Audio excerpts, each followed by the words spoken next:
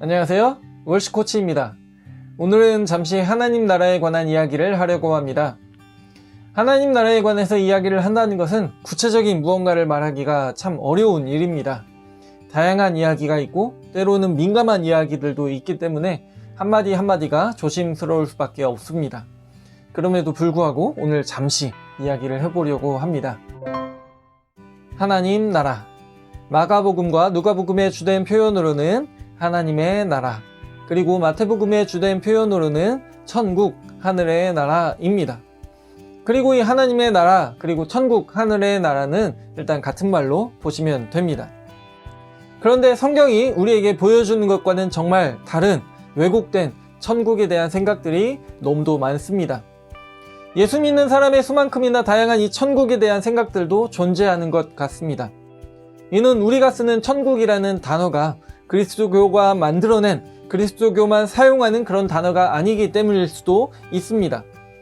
다양한 종교와 민간 신앙이 만들어낸 어떤 이상향이 있고요. 그리고 그 이상향의 모습이 우리가 그리는 그 천국에도 투영되어 있는 것 같습니다. 다만 한 가지 확실한 것이 있다면 우리가 어떤 모습의 천국을 그리더라도 우리가 상상하는 그 모습 그대로가 천국이라면 그곳은 천국이 아닐 것이라는 사실입니다. 과거에 흔히 들었던 설교에 등장하는 천국 이야기가 있습니다. 지금 이곳에서의 우리의 삶에 따라 우리가 천국에서 누릴 수 있는 것이 달라진다라는 이야기입니다. 물론 성경에서 이런 모습의 뉘앙스가 느껴지는 부분도 있지만 성경에서 엿볼 수 없는 그런 이야기들도 종종 들을 수 있었습니다. 이 땅에서 내가 많은 것을 누리지 않고 헌금 열심히 하고 힘에 부치게 하나님께 드리기도 하고 열심히 봉사하고 또 고난을 당하기도 하고 순교하기까지 한다면 누군가의 표현으로는 그렇지 못했던 삶을 살았던 이들이 개털 모자를 쓰고 다닐 때 영광스럽게 황금 면류관을 쓰고 다니게 되고, 또 다른 누군가의 표현으로는 누군가는 다 쓰러져가는 허름한 집에서 살게 될 때 황금집에서 살게 된다라는 그런 이야기입니다. 그러나 이런 이야기를 하셨던 분의 마음속에 무엇이 귀한지가 그려지는 이런 이야기가 사실이라면, 그래서 누군가는 황금 면류관을 쓰는데 누군가는 개털 모자를 쓰고 다니고 누군가는 황금집에서 사는데 누군가는 다 쓰러져가는 그런 집에서 살게 된다면, 그런 차별이 존재한다면 아무리 생각해도 그곳은 천국이 아닙니다. 아마도 지옥이 그런 곳일 것 같습니다. 이런 이야기가 그리는 천국은 지금 사람들이 원하는 그 무언가가 투영된 곳일 뿐입니다.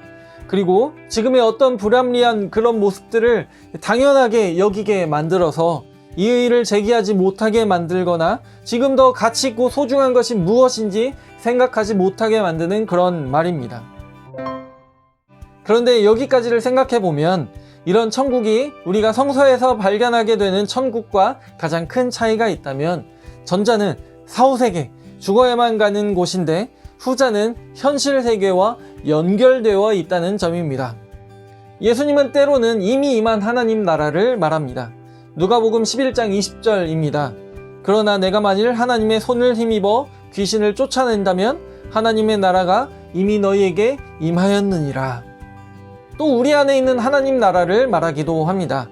누가복음 17장 20절 21절입니다.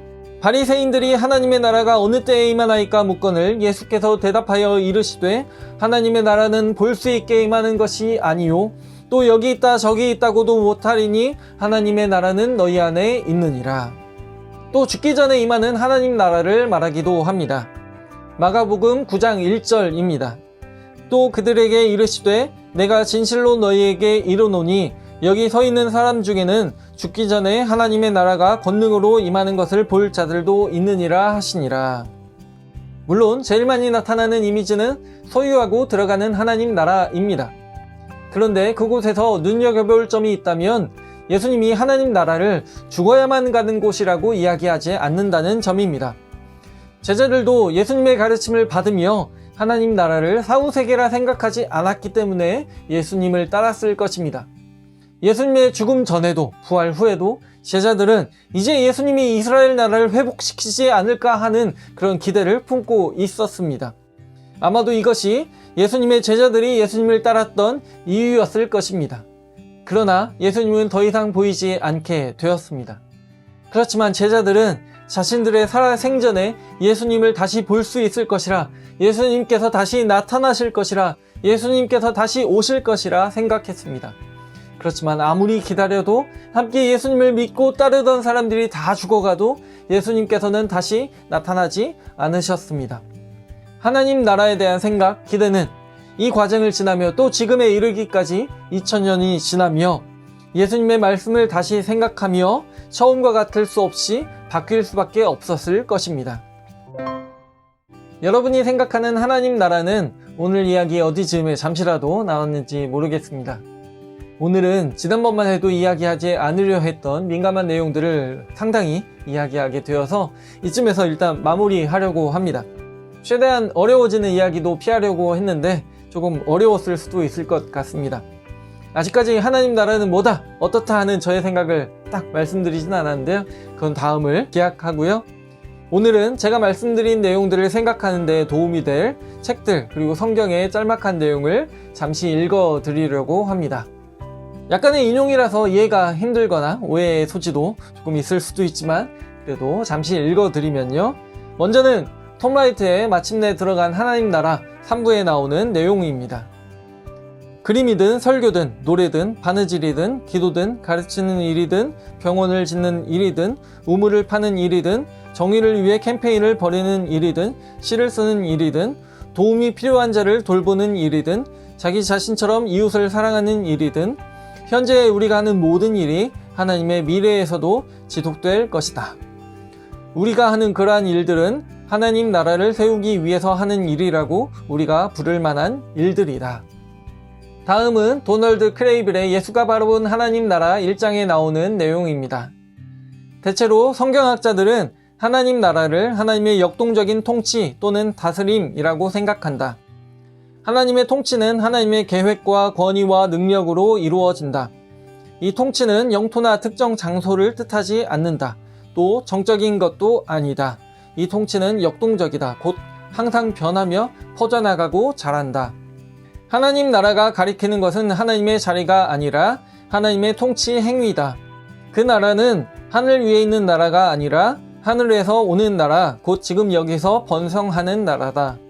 사람들이 하나님의 뜻에 자신의 삶을 바치는 모든 곳에서 하나님 나라는 이루어진다. 그리고 마지막으로 나사렛에서 예수님이 회당에 들어갔을 때의 누가복음 4장의 기록입니다. 예수께서 그 자라나신 곳 나사렛에 이르사 안식일에 늘 하시던 대로 회당에 들어가사 성경을 읽으려고 서심해 선지자 이사야의 글을 들이거늘 책을 펴서 이렇게 기록된 데를 찾으시니 곧 주의 성령이 내게 임하셨으니 이는 가난한 자에게 복음을 전하게 하시려고 내게 기름을 부으시고 나를 보내사 포로된 자에게 자유를, 눈먼 자에게 다시 보게 함을 전파하며 눌린 자를 자유롭게 하고 주의 은혜의 해를 전파하게 하려 하심이라 하였더라. 책을 덮어 그 맡은 자에게 주시고 앉으시니 회당에 있는 자들이 다 주목하여 보더라. 이에 예수께서 그들에게 말씀하시되 이 글이 오늘 너희 귀에 응하였느니라 하시니. 여기까지 읽어드린 내용이 여러분의 생각에 도움이 되었길 바랍니다. 오늘의 이야기가 유익하고 도움이 되었다면 구독, 좋아요, 알람 눌러주시고요. 저는 또 다른 이야기로 돌아오겠습니다. 고맙습니다.